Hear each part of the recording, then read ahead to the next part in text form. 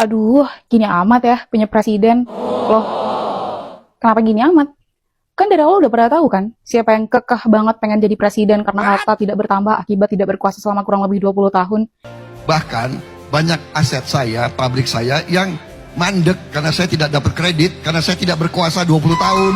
Kita punya presiden saat ribuan jutaan yang terdampak, jutaan yang rusak, ruang hidup alam manusia di bencana alam atau bencana ekologis dari Sumatera. Oh, itu hanya 3 provinsi dari 38 provinsi. Kita punya presiden saat kemudian dalam program prioritas utamanya makan bergizi gratis terdapat ribuan bahkan yang keracunan akibat MBG. Yang dibilang apa? Oh, itu hanya sekian-sekian persen saja. Kita punya para pejabat yang setiap ada masalah di negara ini yang selalu dipikirin apa coba? Kelapa sawit. Yang selalu disalahin apa coba? Antek-antek asing.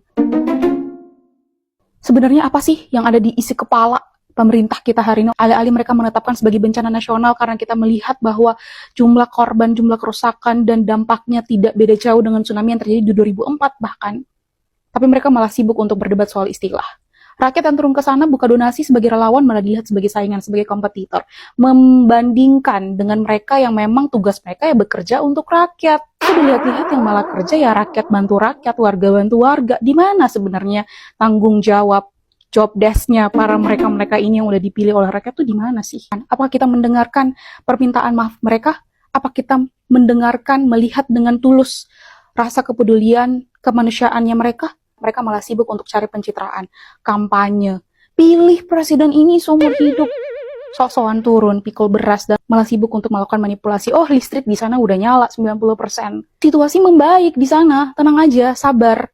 Oh, kita tidak butuh bantuan asing. Kita bisa kok, padahal apa? Gak mampu. Udah gak mampu menangani banjir, bandang, longsor, bencana ekologis yang sebegitu besarnya di Sumatera. Udah gagal dengan proyek food estate, deforestasi segala macam yang terus saja digaungkan. Tapi apa? Gak pernah belajar. Yang terjadi, gue mau buka lagi, gue mau ngakuin. Coba kalian pikir-pikir lagi. Di Agustus kemarin, 12 teman-teman kita meninggal hanya ingin bersuara, menyampaikan aspirasinya kepada pemerintah yang selalu saja menghadirkan kebijakan yang ngawur, dar, dan lain sebagainya, yang pada akhirnya juga ngerugiin siapa kita. Tapi apa respon dari pemimpin kita, dari para pejabat-pejabat kita? Naikin pangkat polisi.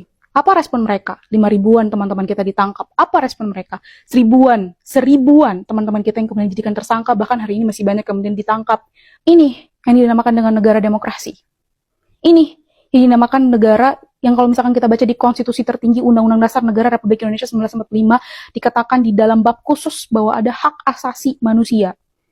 Ini yang dinamakan negara yang menjunjung tinggi HAM, negara demokrasi. Gue jadi mikir, jangan-jangan demokrasi, hukum, dan HAM dimaksud itu bukan untuk rakyat, tapi untuk